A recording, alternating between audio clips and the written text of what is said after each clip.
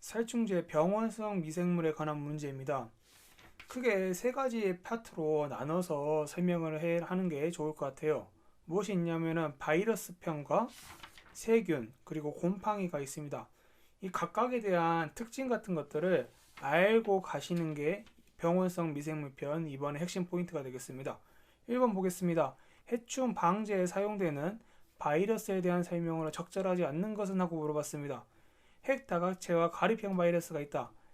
맞는 말입니다. 핵다각체와 가리병 바이러스가 주로 바이러스 병원성 미생물입니다. 주로 경피 감염을 통해서 증식한다. 아니죠. 경피 감염이 아니라요. 주로 경구 감염입니다. 무엇이요? 바이러스가요.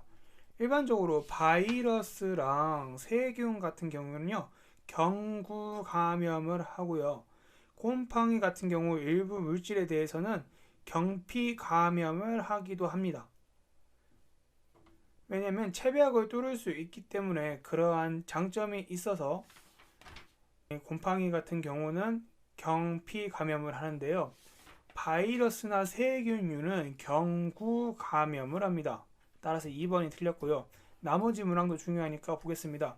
기주 범위가 좁고 온도 등 병원성이 변화하여 방제 현장에 적용이 어렵습니다. 기주 범위가 좁고 병원성이 변화하여 방제 현장에 적용하기 어려운 단점이 있어요. 그래서 잘 사용되지 않는 것이고요. 단독 사용보다는 복합적 방제에 유리하다. 맞죠? 왜냐하면 병원성이 약하고 병원성이 방제에 대한 왜냐하면 이러한 특징 기주 범위가 좁고 병원성이 약하다는 특징 때문에 복합적 방제에 사용이 되는 거지 단독적 방제로서는 사용하기가 어려운 단점이 있습니다. 그래서 답은 2번이 되겠고요. 해충 방제에 사용되는 세균에 대한 설명으로 적절하지 않는 겁니다. 이번 편은 세균이네요. 자, 내생 포자를 형성하는 포자 형성 세균이다. 이 말 어떻습니까? 이 말은 외우시는 게 좋습니다. 포자 형성 세균인데 내생 포자를 형성하는 포자 형성 세균이다. 정답이고요.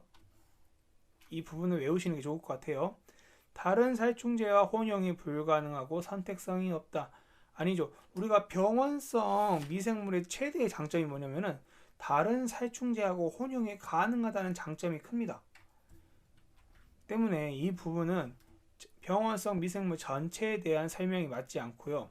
선택성이 가능하고 혼용이 가능하다. 이것이 세균류, 바이러스류, 곰팡이류에 관한 미생물 병원성에 관한 최대의 장점이죠.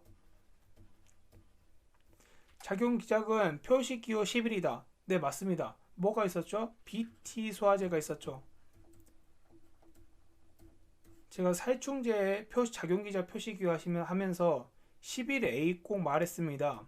제가 작용기작 표시기호는 11A다. 맞죠? BT 소화제가 있었죠. BT 소화제 어떻습니까? 제가 저저번 시간에 살충제에 관한 문제를 만들었을 때 그때 BT 소화제는 11A라고 해서 BT 쿠르스사키라고 해서 꼭 외우라고 말씀을 드렸죠. 그래서 정답이 맞고요. 소화 중독에서만 효과가 일어난다라고 했습니다. 네, 이 부분도 맞습니다. 소화 중독에서 일어나는 게 대표적인 특징이고요. 곰팡이 같은 경우는 경피 감염도 가능하지만은 소화 중독은 바이러스와 세균류에서 가능하다. 그래서 답은 2번이 되겠습니다.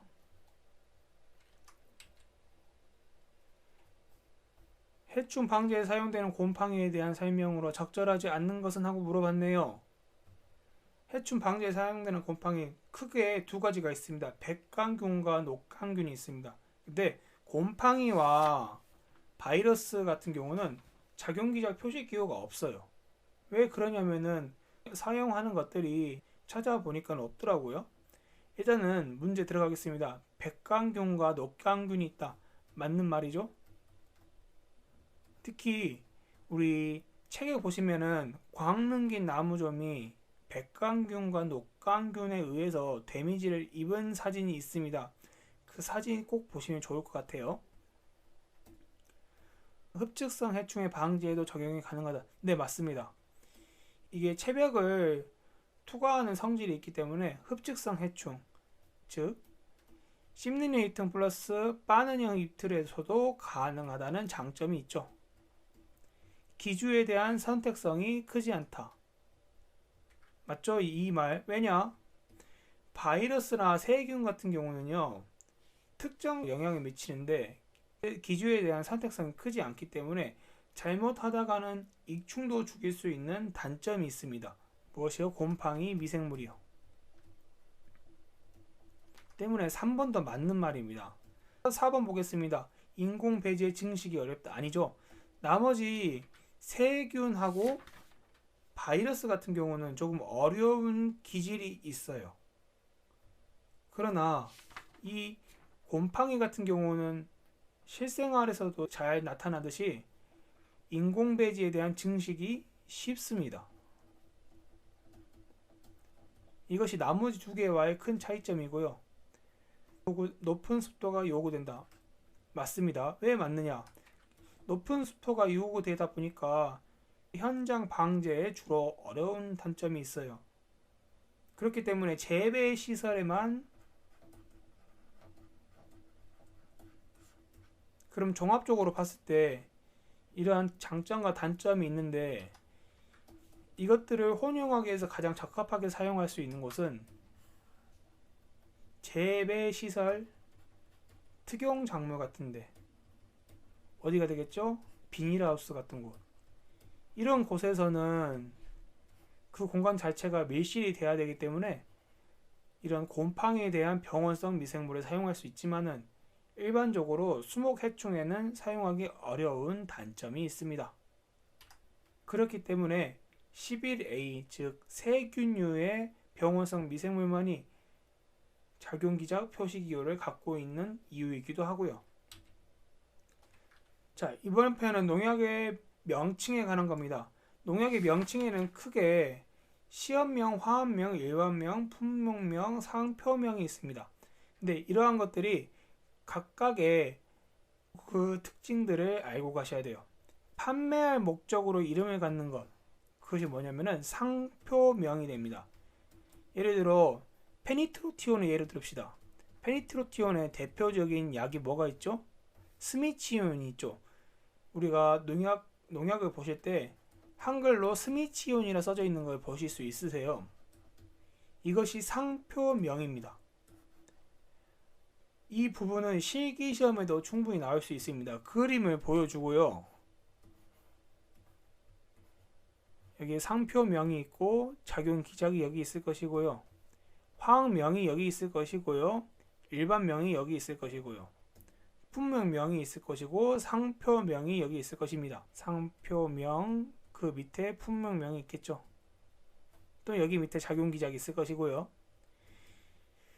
보시면은 이러한 것들이 있는데 이것들을 인출선으로 빼서 무엇이느냐라고 물어볼 수도 충분히 있는 실기시험에 대비할 수 있는 문제가 되겠습니다.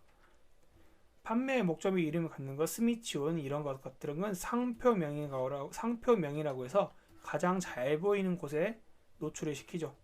그래서 답은 5번이 되겠습니다. 국제표준화기구 ISO에 명명한 이름의 명칭은 하고 물어봤습니다. ISO에서 농약을 구성하는 유효 성분이나 구조 등을 단순화한 것을 말하는데요. 이때는요, 품명명이 한글로 돼 있고 일반명이 영어로 돼 있다는 차이를 알고 가셔야 돼요.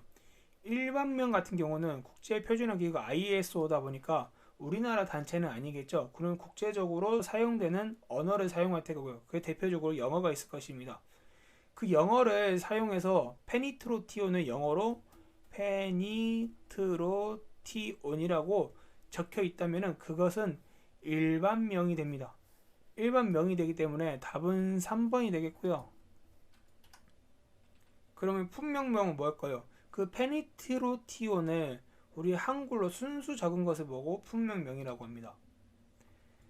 국제표준화기구 ISO에서 명명한 이름을 한글로 쓴 것을 품목명이라고 합니다. 예를 들어 페니트로티온이라고 쓰죠. 그래서 답은 4번이 되겠고요. 국제순수 응용 및 확연함에서 명명한 명칭은 있습니다. 페니트로티온, 여기서 보면은 책에서 보니까 5-5 디메틸 5, 3 메가틸, 4 니트로페닐, 포스포레이트 이렇게 나와 있는데요. 좀 보기 복잡하고 어려운데 여기 IUPC라는 핵심 단어가 되겠습니다. 또는 국제순수 응용 확연합, 이 단어가 핵심이 돼가지고요. 화학이라는 말이 나왔으니까 화학명을 쓰라는 말이겠죠. 그래서 답은 2번이 되겠습니다. 일반적으로 농약의 라벨에서 볼 수 없는 명칭은 하고 물어봤습니다. 일반적으로는요, 시험명 같은 경우는 시험 단계에서만 사용되는 이름이기 때문에 우리가 농약 라벨에서 볼 수는 없어요. 그렇기 때문에 답은 1번이 되겠습니다.